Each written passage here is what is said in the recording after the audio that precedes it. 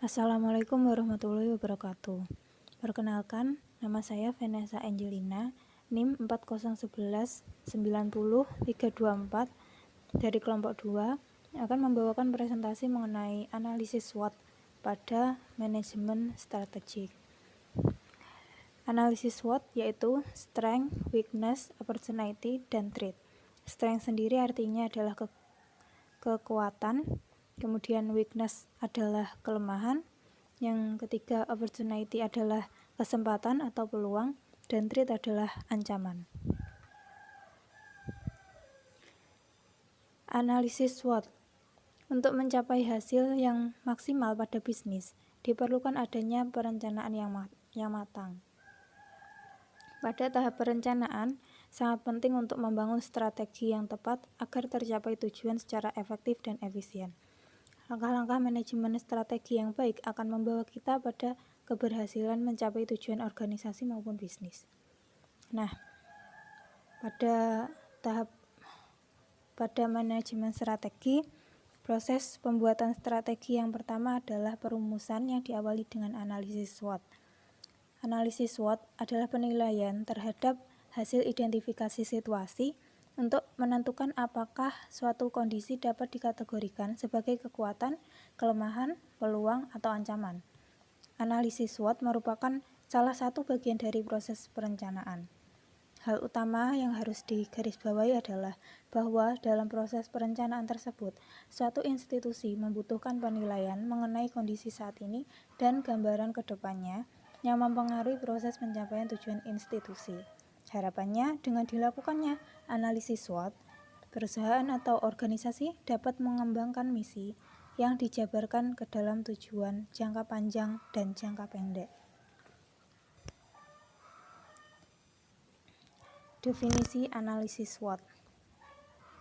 Analisis SWOT adalah analisis informasi yang diperoleh, dicari, atau diterima dari berbagai sumber hasil dari pertanyaan, yaitu apa yang sedang terjadi, kenapa terjadi, di mana terjadi, yang semua berasal dari internal perusahaan maupun eksternal yang berkaitan dengan usaha perusahaan.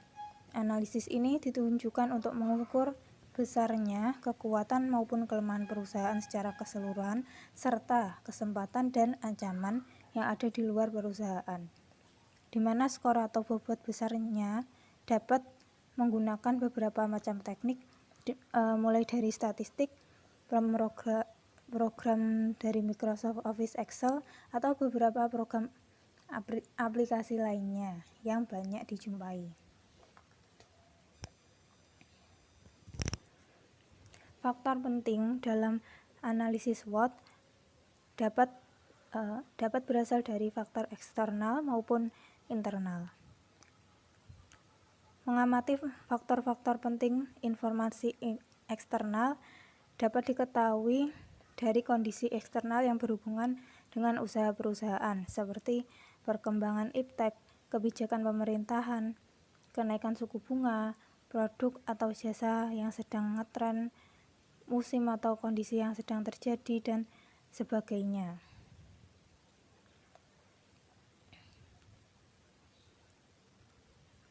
Kemudian pada faktor internal, yaitu faktor yang berasal dari dalam, terdiri dari pengetahuan, pengalaman, kemudian kekuatan, dan kelemahan. Pengetahuan diperoleh dari usaha dan biaya yang dikeluarkan untuk mendapatkan keahlian dan keterampilan yang diperoleh secara khusus sesuai bidang yang diambil, misal ilmu pertambangan, ilmu kedokteran, ilmu ekonomi, dan sebagainya. Pada era baru, para orang tua sudah berpikir cerdas dalam memilih pendidikan untuk anak-anaknya sesuai dengan tingkat kebutuhan tenaga kerja di pangsa pasar. Pengetahuan dalam analisis SWOT digunakan untuk menjawab masalah secara teori yang dirangkum oleh para ilmuwan. Teori-teori tersebutlah yang telah banyak diterapkan dalam keseharian kita. Sebagai contohnya, sikap orang tua yang mencari sekolah untuk anaknya agar mudah mendapat pekerjaan, yang mana hal ini berkaitan dengan teori supply and demand, penawaran dan permintaan pada pangsa pasar kerja. Kemudian pengalaman. Pengalaman adalah ilmu aplikasi yang diperoleh dari dunia kerja atau dunia usaha yang nyata dalam menggambarkan beragam teori ilmu pengetahuan, interaksi manusia, kondisi lingkungan, dan berbagai jaringan bisnis, serta lintas teknologi. Dengan demikian, pengalaman cenderung disebut sebagai pelajaran terpenting, karena bukan hanya sebuah teori, namun juga praktek. Hal itu dikarenakan pengalaman adalah mix aplikasi dari segala macam teori ilmu apapun. Pengalaman dalam analisis SWOT digunakan untuk menjawab masalah pada situasi yang nyata. Kemudian kekuatan. Kekuatan informasi internal di mana kelemahan dan kekuatan bisa diukur. Informasi kekuatan yang dimiliki dapat dilihat dari laporan keuangan yang menunjukkan modal, arus kas, perputaran uang, dan bertambah atau berkurangnya aktiva.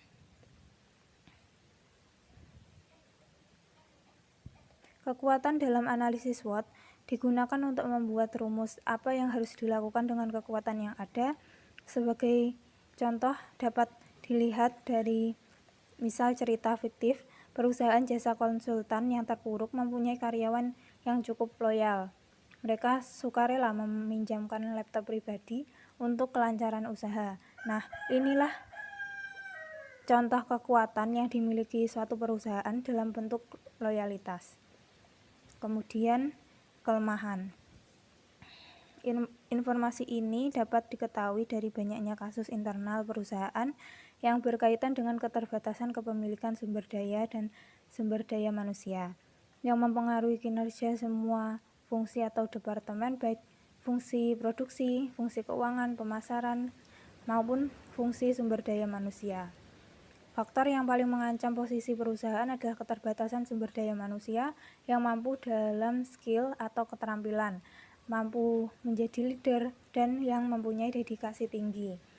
Sebagai contohnya adalah banyak sekali kejadian perusahaan yang sudah besar lambat laun menjadi hancur hanya karena pekerja lama yang ikut bersama-sama merintis perusahaan hingga menjadi besar mulai dilupakan perannya atau digantikan posisinya oleh pekerja baru hanya dengan alasan kurang memenuhi persyaratan pendidikan dan lain sebagainya.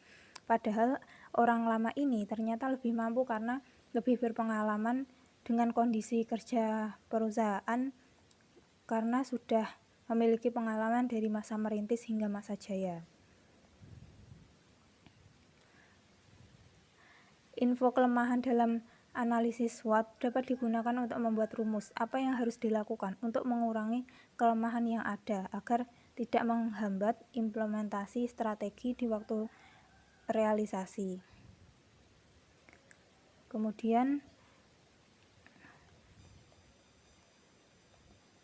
identifikasi pencarian informasi untuk analisis SWOT. Faktor analisis SWOT dicari dengan cara berikut. Yang pertama adalah mengakses informasi dari lingkungan eksternal perusahaan. Yang kedua adalah mengakses informasi dari lingkungan internal perusahaan. Mengakses informasi dari lingkungan eksternal perusahaan itu seperti mengupdate berita terkini seperti perkembangan iptek, kenaikan suku bunga pinjaman, produk atau jasa yang sedang ngetren, perubahan kebijakan pemerintah, pengetahuan, dan lain sebagainya. Observasi atau pengamatan bisnis yang kedua adalah observasi atau pengamatan bisnis di lapangan seperti contohnya survei di pasar, di daerah terpencil, atau di daerah padat penduduk. Kemudian yang ketiga adalah wawancara yang dapat dilakukan dengan mengajukan angket kuesioner. Kemudian mengakses informasi dari lingkungan internal seperti melakukan debat pendapat, acara motivasi, sharing, training, menerima kritik dan saran secara terbuka untuk mendapatkan informasi yang luas dari anggota perusahaan.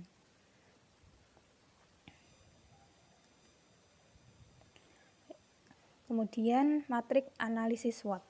Matrik adalah alat bantu untuk mengukur kekuatan, kelemahan, kesempatan, dan peluang yang berguna membantu pengambilan keputusan. Matriks analisis SWOT dapat dilakukan dengan melakukan sedikit pekerjaan statistik melalui perhitungan dan perbandingan seperti perhitungan distribusi frekuensi, analisis tren, perhitungan probabilitas, pemberian skor atau bobot, dan lain-lain. Membuat matriks dapat dilihat dari uraian berikut ini. Yang pertama, membuat matriks dengan mendeteksi ancaman, yaitu apa saja yang bisa dilakukan. Contohnya, menghitung jumlah pesaing dalam radius kilometer, dalam satuan wilayah, provinsi, daerah, dan bahkan negara. Kemudian menghitung jumlah pelanggan yang kreditnya macet, kemudian menghitung biaya operasional yang akan datang sebagai akibat isu yang akan dikeluarkannya harga baru BBM dari pemerintah, kemudian memperkirakan biaya sosial yang harus dikeluarkan dalam melakukan pembangunan dan investasi di daerah tertentu, dan lain-lain. Kemudian yang kedua dalam membuat matriks adalah mendeteksi peluang. Misalnya, menghitung pengurangan biaya atas pinjaman lunak dibandingkan pinjaman dengan bunga. Kemudian yang kedua, menghitung pendapatan yang akan diperoleh dengan biaya investasi yang dikeluarkan. Kemudian yang ketiga, menghitung kemungkinan adanya deadweight loss atau DWL sebagai akibat adanya subsidi pemerintah, dan lain sebagainya. Kemudian yang ketiga, mencermati kekuatan. Contohnya, menghitung besar modal yang dimiliki. Kemudian menghitung jumlah karyawan yang loyalitas dan kompeten.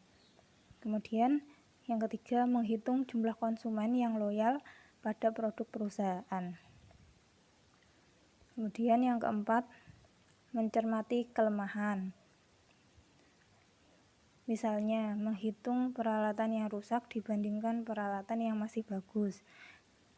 Kemudian, misalnya menghitung jumlah waste atau produk cacat dengan produk jadi yang bagus.